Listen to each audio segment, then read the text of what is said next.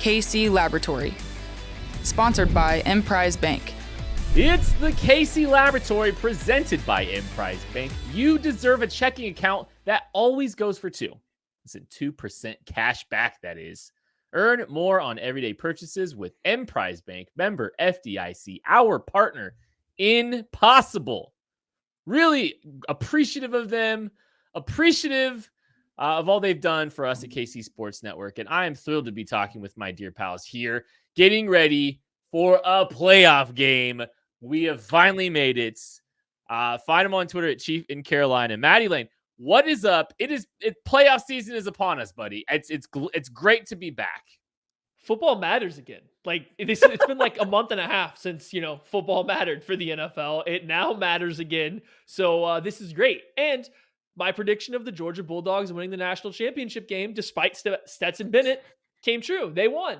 Maybe some injuries played a part, but they won. So if I predict the Chiefs to win now, I think that means I'm on a heater. So we'll have to wait and see when we get to the predictions if I'm going to predict the Chiefs, the 2 seed, to beat the team that backdoored into the playoffs with a 9-7-1 record to win. You have to stick around to the end of the podcast to get my prediction there.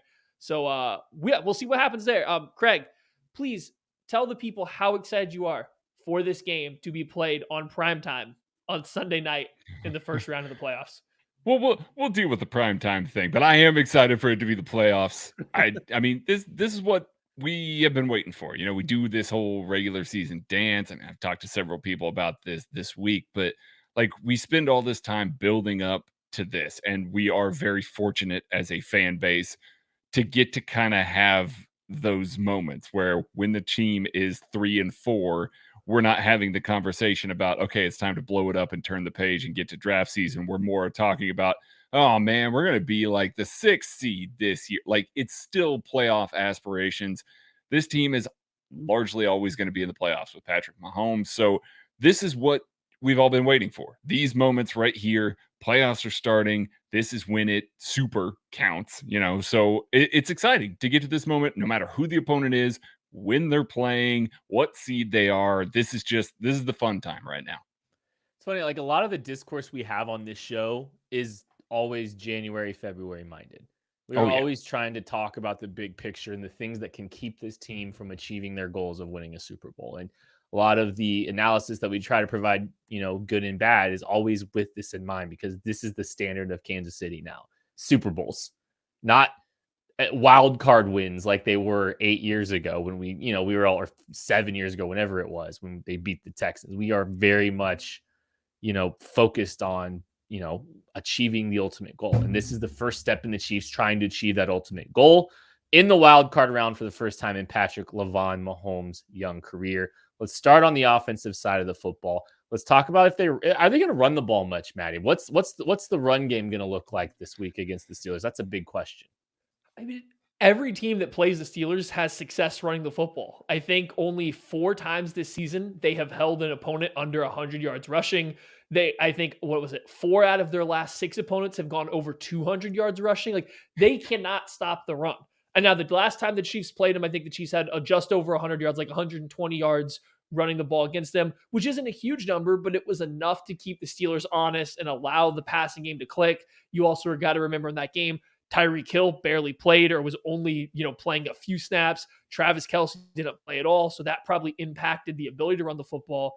I mean, if there's ever a good matchup to take some pressure off the passing game, to take some Patrick Mahomes and rely on this offensive line in the run game, this is it. The Pittsburgh Steelers cannot stop anybody from running. So you would assume the Chiefs are going to do that this year, or this game. The question, though, is who's going to be doing it? Like, what's this rotation look like with essentially everybody healthy? We're coming off Jerick McKinnon's best game with the Chiefs, in Week 18 versus Denver Broncos. Darrell Williams was kind of the workhorse down the stretch, but that came with Clyde Edwards-Helaire being hurt. Derek Gore has given you the most dynamic play out of the running back position in terms of creating big plays. Like, what order, where do you see those guys getting their carries? How do you think that's going to go once this game starts, Greg? Yeah, that's the real question here. The last time these two teams played, the Chiefs ran the ball 33 times, excluding Chad Henne's 2 quarterback kneel downs. No quarterback runs. That doesn't happen very often with the Chiefs. Patrick Mahomes likes to get out of the pocket and scramble. So 33 runs, but that's a large number for an Andy Reid offense. And they were setting it up early with Clyde Edwards-Helaire. Like, he was running the ball a lot, spelled by Darrell Williams a little bit. And so Darrell Williams ends up getting 11 carries. Derek Gore gets 12 carries at the end of the game when they're kind of killing off the clock there. Jerick McKinnon shows up as kind of a guy filling in for injury this past week and looks good doing it. I think you've got to give all 4 guys some run. Like, I know that that's going to be a situation where you're keeping 4 active running backs on this roster, and that's a tough pill to swallow. But luckily, some of those guys do contribute in special teams, so it's not like they're just sitting on the bench waiting for their opportunity. But I do expect a healthy dose of the run game, and I think it's going to be fairly balanced. Like, I don't think it's going to be, maybe not with Jerick McKinnon. He might be a guy that gets 3, 4, 5 carries near the end of the game or in certain situations. But I do think we're going to see plenty of Clyde Edwards-Helaire, plenty of Darrell Williams, and plenty of Derek Gore. And I think those 3 will be kind of a 3-headed monster, and they're going to make the Steelers come out and try and stop them. Now, the yards per carry were not good the last time these 2 teams played. 3.6 yards per carry on those 33 runs. Not great, but we'll see. The Chiefs still stuck with it. It was still dangerous enough for the Steelers to really have to kind of commit to it and try and stop the Chiefs offensive line from doing some damage. But heck, by the time they really got into the run game, it was probably already too late. Maddie, I want to kind of talk a little bit about one of the tweets that you put out there earlier on Twitter. This can't be good. You talked a little bit about gap versus zone blocking, and Derek Gore 47% gap runs, Jerick McKinnon 42% gap runs, Darrell Williams 36% gap runs, Clyde Edwards-Helaire 24% gap runs. I have talked about this before. They've obviously shown some usage of gap scheme.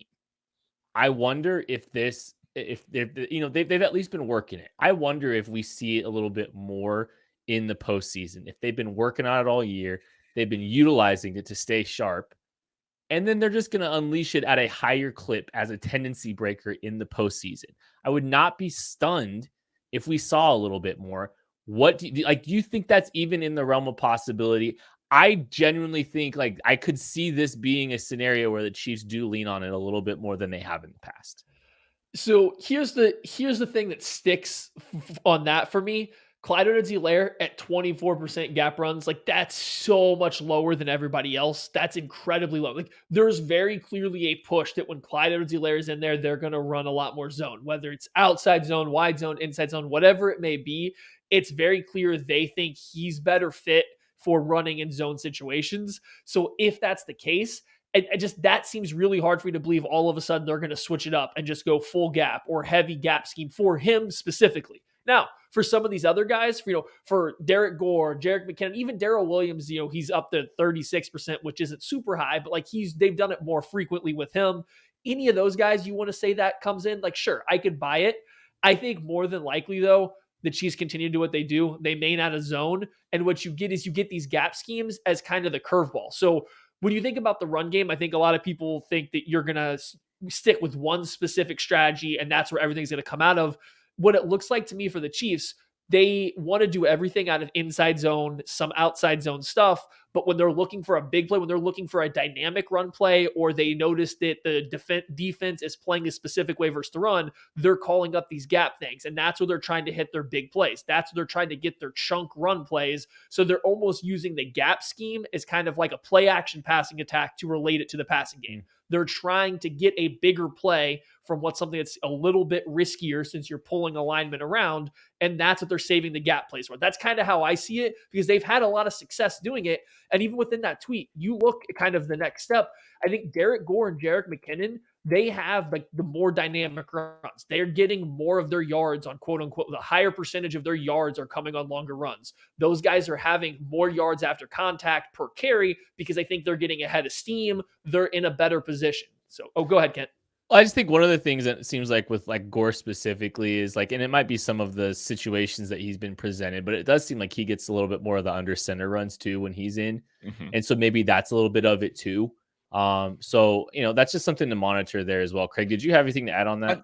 under center and, attached tight ends, especially when they're in like 12 personnel. We've talked about that before, how when you've got when you're in 11 personnel and Travis Kelce is also split out wide, like makes it very difficult to have some of those gap scheme runs. Like it's just not part of your lexicon when you're in that. And Clyde Edwards-Helaire, part of the first 15, early going stages of the game, the Chiefs are going to base out of 11, and you want Travis Kelce to be on the field. Whereas a guy like Derek Gore has seen some of his work at the end of games when they're trying to kill stuff off. Maybe there's a little more Blake Bell, Noah Gray in those situations that's resulted in some more of those gap scheme runs. I'm not going to try and predict any gap scheme stuff. I've been talking about it all year long, and I keep saying, hey, maybe that's the game. Hey, maybe that's the game. You know what? I'm going to pull a Ben Roethlisberger here and do some reverse psychology. They're just not running any gap. Not at all. They're just not doing it. Not doing it at all. So don't expect it. Don't get ready for it. Yeah, we've been so excited for it all year, and they flashed that they can do it. They just don't do it enough. And that's what I said. I think that they just well. Yes. They do it well. They do it so good. And that's what I said. I think that they just kind of save it to play in specific areas. I think they get looks that they like, and they call it up in these very specific situations to get chunk plays out of it. I just don't know why they won't base their run game out of it, because it's clearly more effective. Like, they're clearly better at it than their zone stuff. So I don't know what the disconnect is there, but yeah, they've used it in a specific way this year, and I just imagine that continues. I'm just saying, if the ratio is going to change, the playoffs would be the perfect time to do it. Not changing. Nope. Not happening. Never. Ever. Patrick Mahomes, the Chiefs got to protect him, because they've got, they're 4 games from a Super Bowl. They got to keep him protected. They got to keep him upright. They got to keep him surviving these 4 games. TJ Watt is very good at football. He will be lining up across from Patrick Mahomes for the entirety of the game. How do the Chiefs protect Patrick LeVon Mahomes, Maddie? Well, they do what they did last time, in which they allowed 0 QB hits to TJ Watt the last time these two teams face up. Now, TJ Watt was very clearly hampered by a rib injury, I believe it was, the last time these two teams played. There was a couple plays early in the game where you saw Trey Smith catch him in the ribs once. I think you saw a running back peel off and hit him. Like, the Chiefs were making it hard on a guy that had hurt ribs. So I think he looks healthier now. He's coming off a pretty good game against Baltimore down the at that last game of the season. That's where you get to start. You have to stop TJ Watt. The only problem is you can't sell out everything to stop him, because Cameron Hayward's still good enough. They're still good enough with Alex Highsmith across from him with their blitz packages to bring pressure. If you're just going to say, hey, we're going to full slide to the right every single play to handle TJ Watt, you can't do that. The Chiefs don't like to do that, but you can't do that anyway. So the Chiefs will have to be aware of where he is. I expect a lot of tight end chips, a lot of 6-man protection with the running back looking to release late after they on him. Like, there is going to be help added. The Chiefs have not shied away this year from adding help to their tackles, something they haven't liked to do in the past. This year, they'll add some of that help coming out of the backfield from the tight end. But it's just, it really is. It's TJ Watt. If you don't let him break the game and you don't have to adjust your entire protection scheme for that, I think you'll be okay. And I can see some scenarios here. I just talked about an attached tight end. Maybe we see a little bit more of Travis Kelce attached to the same side in 2x2 formations with Tyreek Hill. And so you're going to have that safety to his side of the field that is going to want to play deep, because you're not going to leave Tyreek Hill on an island there. And some of those situations where he chips TJ Watt, or he chips, a linebacker or a blitzer or something like that, and acts like he's blocking, late release into the flat. And we've seen the Chiefs kind of rely on that in some games against some really good pass rushers to, great effect, because Travis Kelce, against a Mike linebacker trying to collapse on him, is going to be able to shake him and get into the secondary. So the way you prevent that is by dropping the safety down. You're not going to do that with Tyreek Hill to that side of the field. So I can see scenarios where they keep Travis Kelce in a little bit more. Like Maddie said, you have some of those late releases from the running backs that come through, chip the, outside, and kind of protect up the arc against some of these guys that aren't the most fleet of foot, carrying TJ Watt up the arc, Orlando Brown, whoever it is that ends up playing right tackle. I assume it's going to be Andrew Wiley this week. They've done a good job this season of protecting against it and really kind of forming that unified wall. We haven't seen scenarios where individual pass rushers have wrecked the game against the Kansas City Chiefs, especially here late in the year as this offensive line has had some cohesion. I don't expect it to start now, But if there is a guy that could do it, it is TJ Watt, and he could really put some guys in a blender if he's on his game this week. I don't know how much a healthy TJ Watt was going to matter because of how quickly the ball was getting out of the Patrick Mahomes hands last time. He was so decisive and quick getting the ball out of his hands last time these two teams played. And that was something that really stood out to me, is how decisive, consistent he was, getting to the top of his drop, getting the ball out of his hands. So, the Chiefs were very good with that. And he was very good at that without Tyreek Hill for the majority of that game, because he really didn't make too much of an appearance outside of the opening series. But I just saw the ball was getting out of his hands. He was on time. It was really good to see, especially considering that was a game where he was without Travis Kelce and Tyreek Hill was hampered. So you're hoping that'll continue to carry over. It'd be fascinating to me to see, what the Steelers give up too. If they're going to try to make him hold on to the ball a tick here. During the playoffs, you see a lot of teams play a little bit more physical because they're like, it's a different kind of game in the playoffs because teams are giving a little bit more freedom to be physical at the line of scrimmage, to hold on a little bit longer. So these are all things you got to take in consideration. But if Mahomes gets the ball out at the same clip he did, I don't really see that being as much of a factor, because I think he was so good there. Did you have something else to add? Yeah, I did. We got done with that Steelers game, and I think the takeaway that we had was, hey, this is one of those types of games that you look at that too high shell, that we're going to keep the lid on the top of this, and we're going to rely on, the underneath stuff to work. And the Steelers said, yeah, that's fine. We'll allow you to do that. You can't be perfect with that all game long. And they were. Like, they largely were. They took advantage of everything underneath. And when we walked away from that game, we said, this should scare teams that want to base out of that too high look,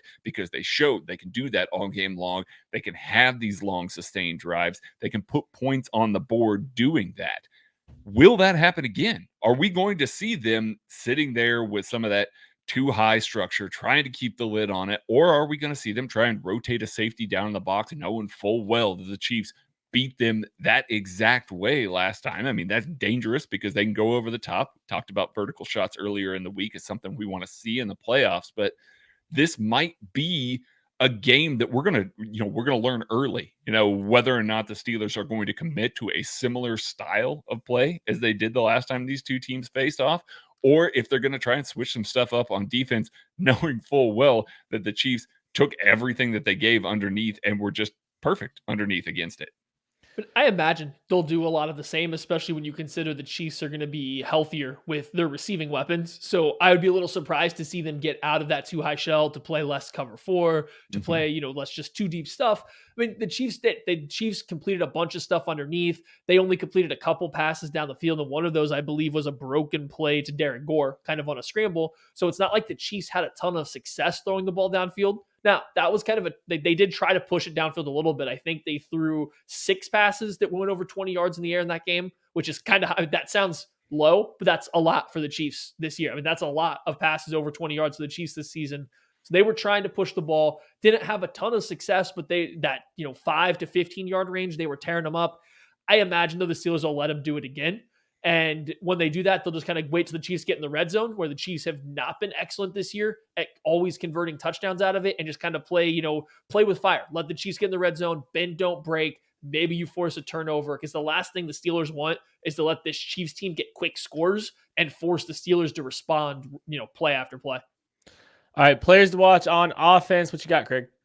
I mean, we talked about him a little bit already, but Orlando Brown Jr., guy that was playing in this game the last time that these two teams faced, and he did a good job. They locked up Alex Highsmith, TJ Watt when he did rush from that side, even though he was limited. Orlando Brown Jr., we haven't talked about a ton over the back half of the year here, and that's a very positive thing. He's become reliable on the outside. He's become a guy that we all of a sudden, after the start of the season, having questions about whether or not he was going to be a long-term solution, looks at more now than he ever has. This is the point where you put that guy on an island at times against some of the league's best pass rushers. This is not the first time that he's going to see TJ Watt. It's not the second, it's not the third, it's not the fourth. He's familiar with TJ Watt. So he's a guy that's uniquely equipped to go up against him in this matchup. He's going to lock down that side. I truly believe it. I think that he's poised for a big game. I think we're going to start talking about Orlando Brown Jr. in a little different light after they keep Patrick Mahomes clean for the second time against the Steelers. I'm going to cheat and go with Travis Kelce. We don't go with the best players too often, but he didn't play in the first game. And on top of that, I don't think the Steelers are particularly good versus tight ends. In both games versus the Ravens this year, Mark Andrews had over 50 receiving yards, and that's with Lamar Jackson and then the better version of Huntley throwing him the football. Like, I expect this a game where you can get Travis Kelce matched up with some of these linebackers, some of these non-Minka Fitzpatrick safeties relatively frequently, and he can have a lot of success. If we're going to base this under the fact that the Steelers will probably stick in this too high shell, they'll play two guys deep over the top. You got intermediate areas. I mean, that's where Travis Kelce's making, everything happen this year. This hasn't been Travis Kelce's best year recently. Like this year, he's really struggled. If you look through not just the raw numbers, but some of the advanced metrics, his third down usage, where he's catching these passes, it's been a little bit of a down year. I think the playoff time, though, it's time to turn it on a little bit. He's a veteran. He doesn't have to show up and be 110% every game for the Chiefs to win. If you just get to the playoffs and give us 110% of the playoffs each time, that's good. I think this might be the start of that. It's a good matchup for him. So I think Travis Kelce might have another really big game like he had against the Chargers, down the stretch. Boy, it feels good to have Maddie talking about Travis Kelce again. For me, it's Byron Pringle. And I thought, I think he's made some strides over the course of the second half of the season. I thought last week was a little bit of a step back. It looked like there were some miscommunications between him and Mahomes against the Broncos. And it was a couple instances of it. So that was just a little bit disappointing to see that happen. It was kind of a step back to what we had seen from him because he's been putting together some really strong weeks and some really good, consistent performances for this team. So I'm really hoping that, Pringle can kind of get back on track, back to where he was, and be a more steady presence, a more stable presence for this team because they need it. They need another guy that's going to be able to step up and make a few plays here or there the next couple weeks in the playoffs. So I'm watching intently Byron Pringle. All right, let's talk about the defense. And I love this we do a rundown. I love this on the rundown, Craig. You wrote it's expecting the unexpected. I love it. So we should expect a real offense. Oh no! Well, hang on. Let's pump the brakes on that a little bit. Ben Roethlisberger said in his presser today, kind of was sitting there running down the Steelers a little bit, and it obviously had a tinge of sarcasm to it. He's definitely playing the nobody believes in us card, which is fine. Of course, I mean, Vegas doesn't believe in you either. There's a lot of people that think that this is going to be a runaway game for the Chiefs. The last time we saw these two teams play, we saw a lot of slow developing plays. We saw a lot of short passes. Ben Roethlisberger had 4.5 yards per attempt. Like, that was bad. Mason Rudolph came in the game and just turned around and went for 4.4. Like, this entire offense is predicated on the short passing game and these longer developing runs. That's where this offense has really struggled under Matt Canada. Now their backs are against the wall, and everybody sees that, and this offense, they're going to come out with a new lease on life, and they got nothing to lose, and they're really going to go out there. And so I think that we're going to see a lot more, trick plays. We're going to see a lot more, things trying to keep the defense a little more off balance, even more so than the last time where they ran a flea flicker and they had a fake, end around or a fake double reverse. I can't remember what the two outside guys were working that Turk Wharton blew up. It didn't work for the Steelers, but they still attempted it to try and get the offense going, especially later in the game.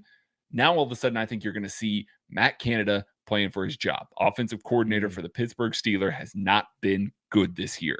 And I think he knows that he needs to put some good stuff on tape if he wants to stay there, if he wants to really get to the next quarterback that they're going to after Ben Roethlisberger here, or if they decide to move on from him, he needs good stuff on tape. So I think you're going to see him basically throw the entire kitchen sink at the Chiefs defense. So they've got to be ready for some of that chicanery. They've got to be ready for some of that extra stuff that they're going to be throwing out there to try and keep the Chiefs defense off balance. It's going to be tough for the Chiefs if, this offense is basically going to go for every fourth down. They're going to be, throwing all kinds of trick plays, stuff that they can't game plan for, stuff that they can't really, foresee coming. It's not like you're going to line up and say, oh, I know what's coming. They're going to run this one trick player. No, it's not. That's not how it works. They have to be sound. They have to trust their eyes. They have to really play good football and trust each other to be in the right spots, because there's going to be a ton of stuff. I'm sure there's going to be a ton of stuff thrown at it. That's exactly what that scream when Ben Roethlisberger said it. I was like, oh, they got like 17 cards up their sleeve that they're going to try and throw at the Chiefs defense, because they know that what they've tried, what they've done this season will not work again. They just saw it, so it won't work again. I expect a lot of crazy stuff. So you don't think they're going to run drive and snag 28 times each? No, I don't think they're going to run that 28 times each. I would like for them to do that, but no. Let's be very clear as well. The flea flicker wasn't designed to be a trick play. It was just to get play action so Big Ben didn't have to turn his back. Like, we're not going to give him what happened on that play credit. What happened on that play? Pretty sure he threw an interception. Yes, he did. He threw an interception.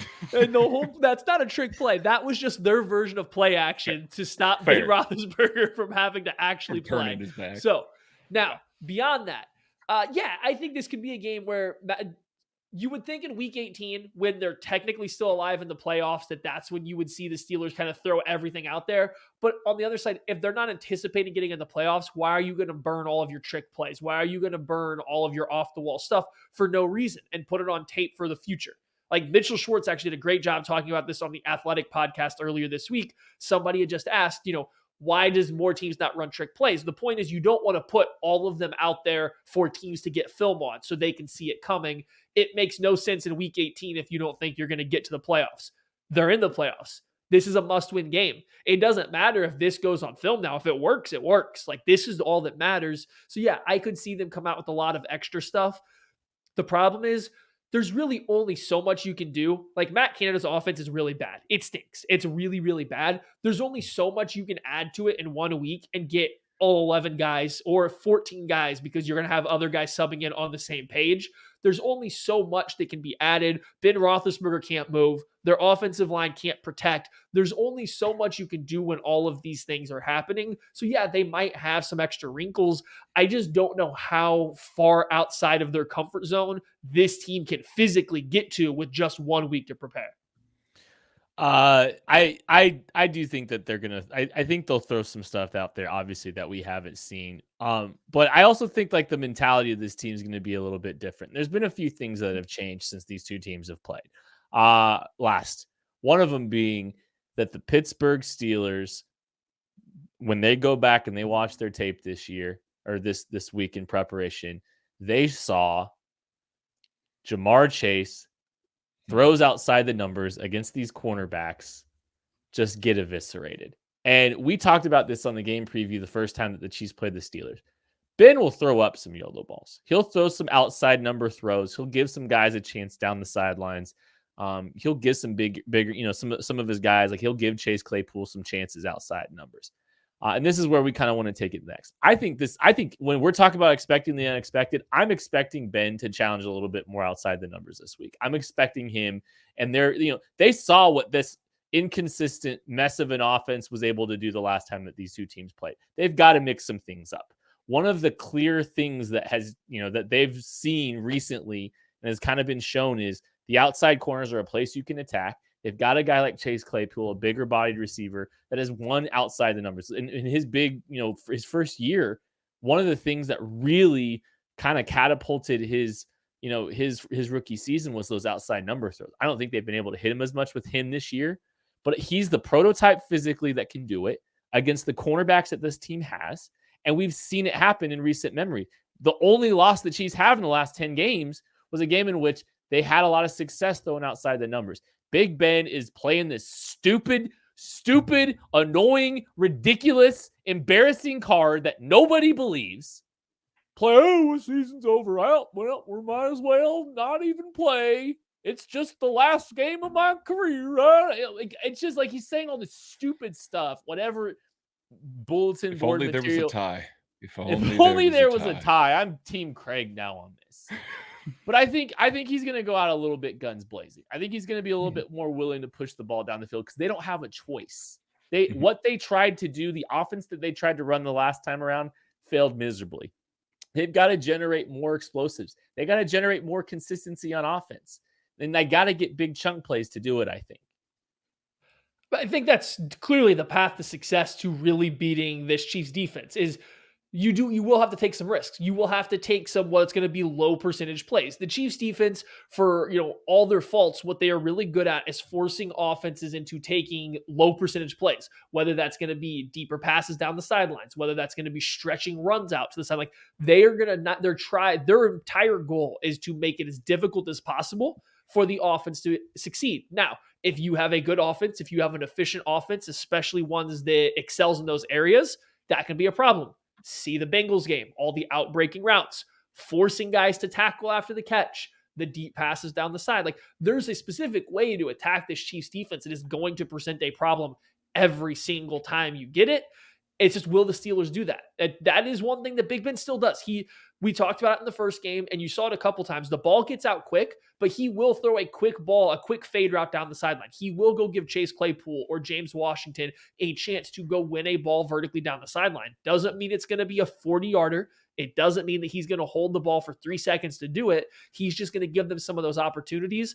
I'm with Kent. I wouldn't be surprised to see him come out ready to throw a few more of those in this game, pushing Matt Canada to throw a few more of those into this game, just because that's where they didn't have any success doing their normal stuff. So this kind of ties in with Craig's expect the unexpected. They got to throw something up. You look at every game between when the Chiefs completely shut down the Steelers to the few times they were in trouble versus Denver, when Cincinnati was getting them left and right, those outside corners, and I'm going to lump something else in here, just tackling in general.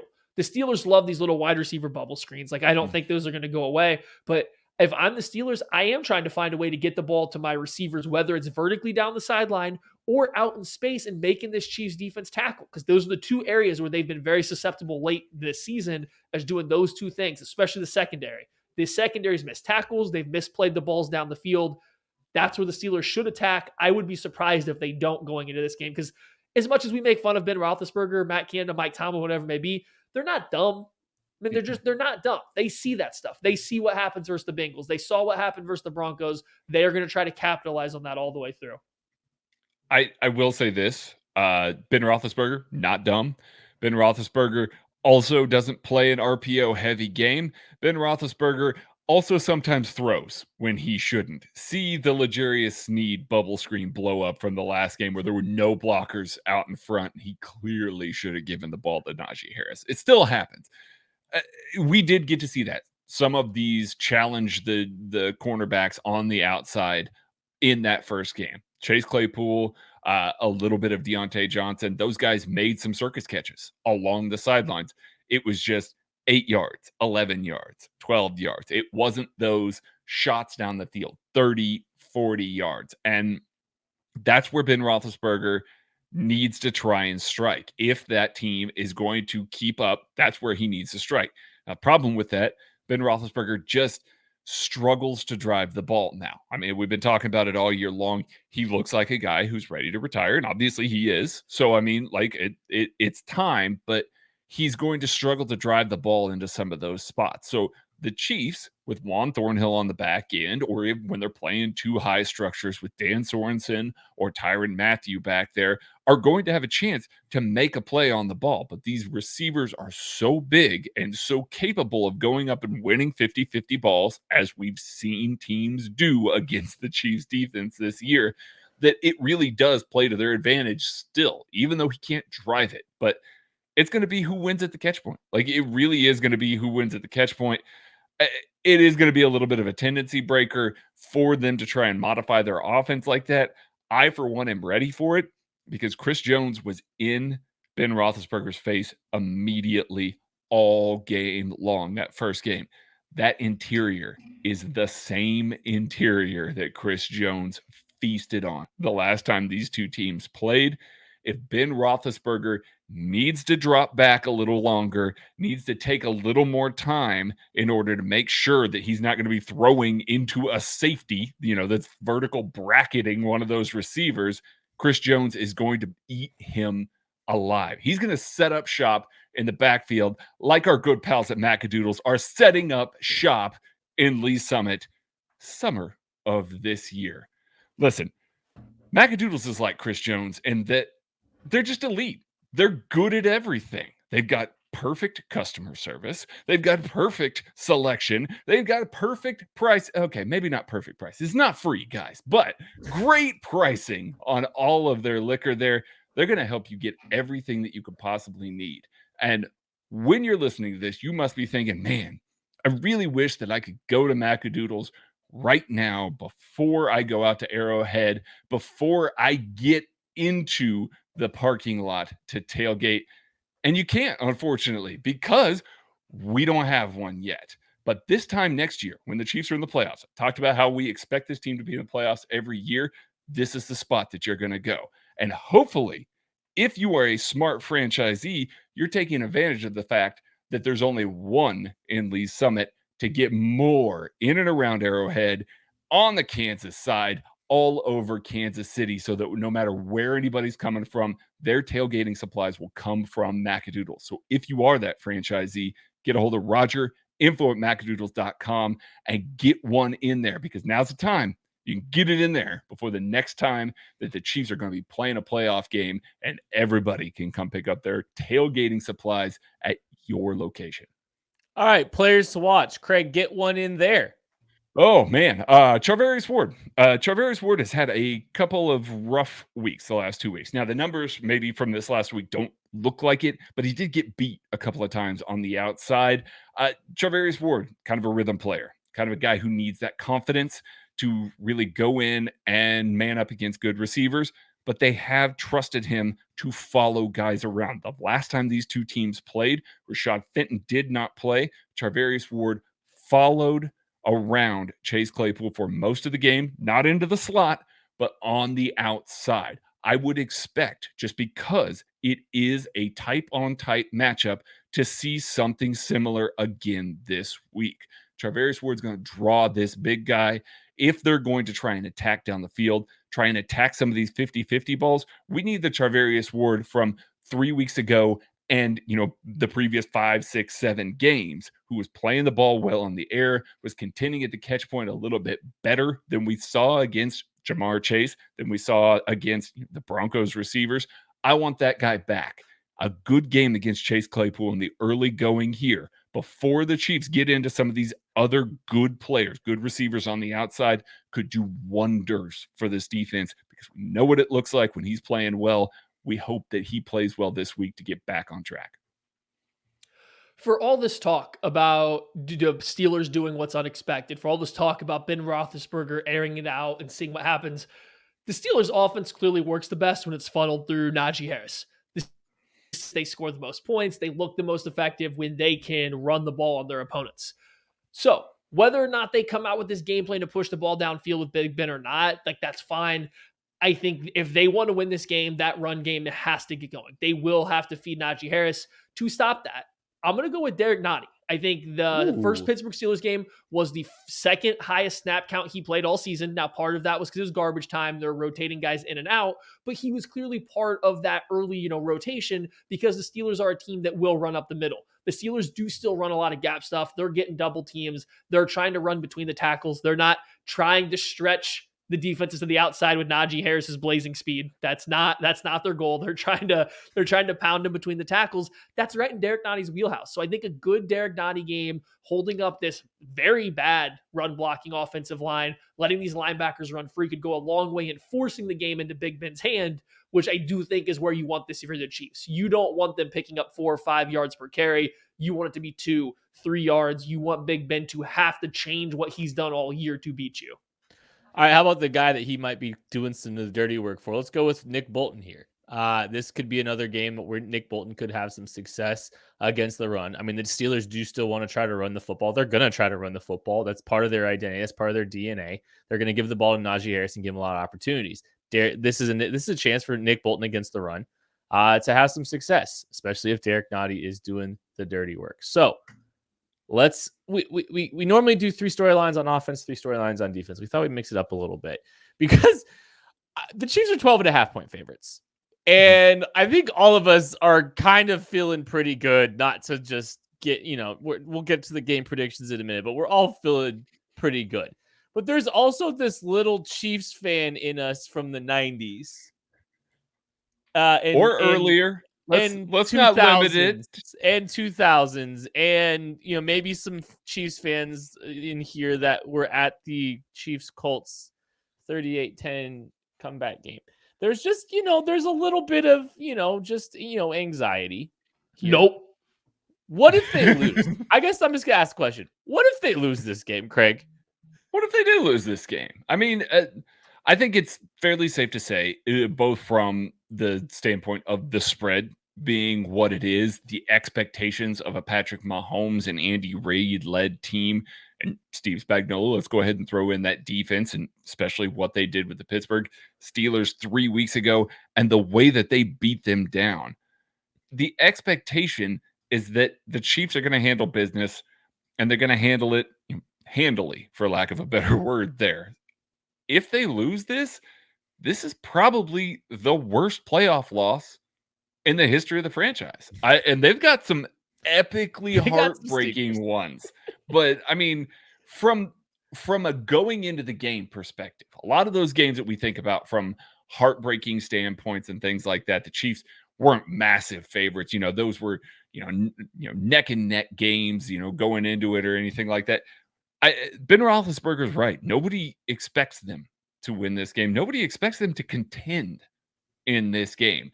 And yet, yeah, you look at it and it's like, if the Chiefs drop this game, like there's going to be some serious conversations about blowing things up, like literally blowing things up, aspects of it, because it will be such a massive loss and such a massive failure for the Chiefs organization. That's not to say the Pittsburgh Steelers aren't a playoff-worthy football team. They are, obviously. They're in it. And they're in it. They're in it. They're in it. I mean, they've got game-changing players. TJ Watt's a game-changing player. Minka Fitzpatrick is a game-changing player. I mean, let's throw Cameron Hayward in there too. Like, these guys are excellent players that can really tilt the game in their team's favor. And yet, the line is what it is, because the Chiefs just have that many more. They've got a better scheme. They got a better quarterback. All of this lines up to where the expectations are so high now to where the Chiefs drop this. It is a catastrophic failure of this organization, of this coaching staff, of these players, not to absolve anybody. It's just top to bottom. We're going to be talking about some serious changes that would need to be made if the Chiefs were to lose this game. Well, I think the big issue is that this isn't a 14-win 2-seed team that battled it out to, like the very last week, looked dominant, and then gets upset in the playoffs. Like, that would be bad enough. But this is a team that's clearly was playing worse than it has the last 2 years where they've gone to the Super Bowl. It's clearly not been as good so far as they were in 2019, 2020. This team hasn't played as good as they did in 2018. Like, this team just hasn't been as good overall as those teams, so they're clearly regressing. So if you then come out and have a loss to this Pittsburgh Steelers team, which, like Craig was saying, with all due respect, they are a playoff team. They played good enough to be there, but they're not a good team. This is not a good Pittsburgh Steelers team. This team is not a very good football team. The defense is good, not elite, but very good. The offense stinks. It's really bad. If this Chiefs team that has struggled all year, that has showed signs of regression over the past 3 seasons every single year, loses to this team, yeah, you got to start having some serious conversations about why isn't it going the right direction? What parts aren't clicking here? Why is Patrick Mahomes all of a sudden not playing as good? Why are Tyreek Hill? Why are Travis Kelce? Why is their production regressing? Who's in trouble with this offense? Is everyone catching up to this Andy Reid, Patrick Mahomes offense? Or are they just not executing as well? If they're not executing as well, why is that? Steve Spagnuolo's defense is fun. It's great. We all love it, but can it be got too often? Our team's starting to catch on to what his, does he have some tells that they're starting to pick up on? Like, what is the issue causing this regression, followed by an embarrassing loss to the Pittsburgh Steelers? So if they are to lose, like, I do think you're at a spot where you could see some major changes coming to the Chiefs, and that's not where you want to be. Look at kind of the Seattle Seahawks. When they had to start making significant changes to that team, that's when things got downhill. Now, There's a lot of other issues going on there. I don't think Russell Wilson was ever as good as Patrick Mahomes is right now. It's like there's a lot of other issues, but you can see when you start to kind of get befuddled, when you start having that regression without a firm grasp on how you fix it and how you stop it and reclaim that glory, things go bad quickly. Like things get really bad because now guys are expensive and you're still having to bring in new pieces. This team needs to, push through this adversity right now, get through these playoffs.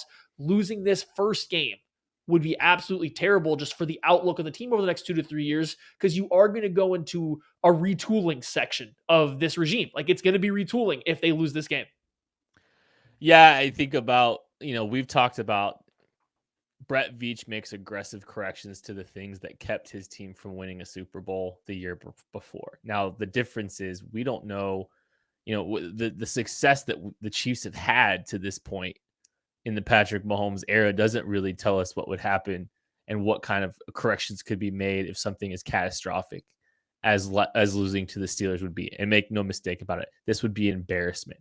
I don't remember the last time the Chiefs were favored by 12.5 this season. If you go back, is this the biggest point spread? This might be the biggest point spread that they've been favored by. It was 10.5 the first last Pittsburgh game that they covered easily. So yeah.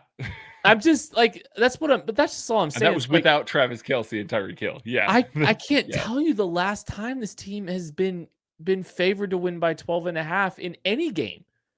I don't even think they were favored by 12 against the Eagles when they played earlier in the season. Like they were 6.5 point favorites against the Eagles earlier in the year.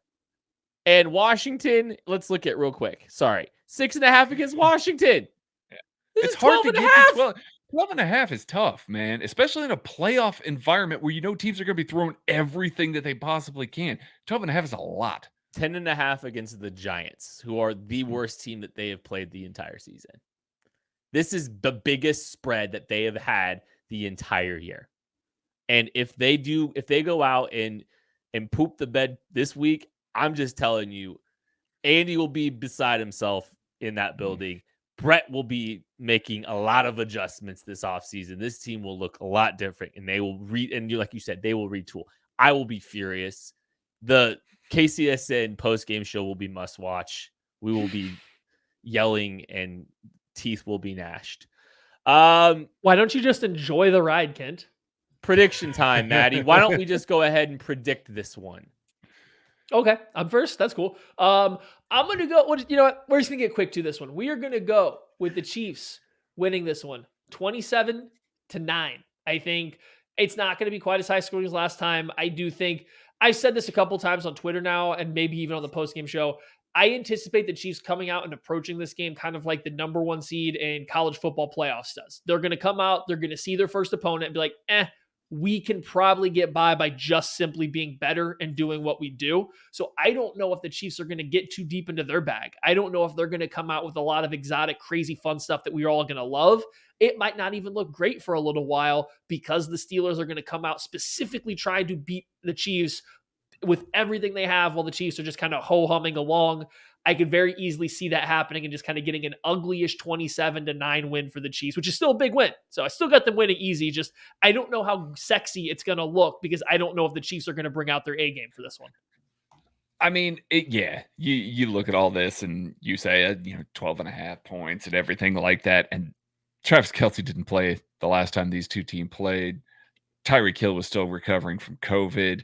They were missing Nick Bolton. They were missing Rashad Fenton on the defensive side of the ball. Guys that play a lot of snaps. They may not be, superstars by any means, but guys that would match up well, especially against the Steelers offense. So there were guys that just weren't there for the Chiefs. And they also didn't have Harrison Butker. So Elliott Fry missed an extra point, missed a field goal. They went into half 23-0. Turnovers definitely went their way. I don't expect that to be the same way this time. I expect they can't. Like, it was just catastrophically bad turnover-wise for the Steelers. And yet, I think all of that gets erased by the fact that Travis Kelce and Tyreek Hill are in the lineup again this season. I think that even with some of the basic stuff that the Chiefs are going to do on offense, you're going to see them execute it well. I think you're going to see this team knowing that they can't get caught. You know, they've been in situations this year where they've not played particularly well and they've gotten caught. I think that will play to their benefit versus the 14-2 team last year where they just kind of coasted through it. They had to actually go through some stuff this year. So I fully believe that they're going to come out, they're going to play well, they're going to try and get up early and try and rest some guys because they know that they're going to have a tough opponent coming up after this, no matter who it is, no matter how the playoffs sort out. I've got the Chiefs winning 34-13, and I think a lot of the Chiefs points are going to be scored in the opening half of the game once again. Woo! I agree.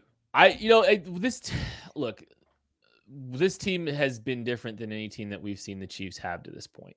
This team has also been through the ringer. That's been through the fire in more ways than any team in the NFL. They have been to three straight AFC championship games. They've been to 2 straight Super Bowls. They are calloused. They are January and February ready. That's going to matter here in this month. This team knows what to expect. The majority of this team has an understanding of what they're about to face. Maybe not the wild card, which is a good problem to have. But I think that's going to start showing up here. I think they're going to start playing their best football. I think it starts against the Pittsburgh Steelers. Kansas City Chiefs fans, you know nothing different than a Patrick LeVon Mahomes AFC Championship appearance. That is the bar. That is the low. That's not the bar. That's not the high bar. That's the low bar to clear.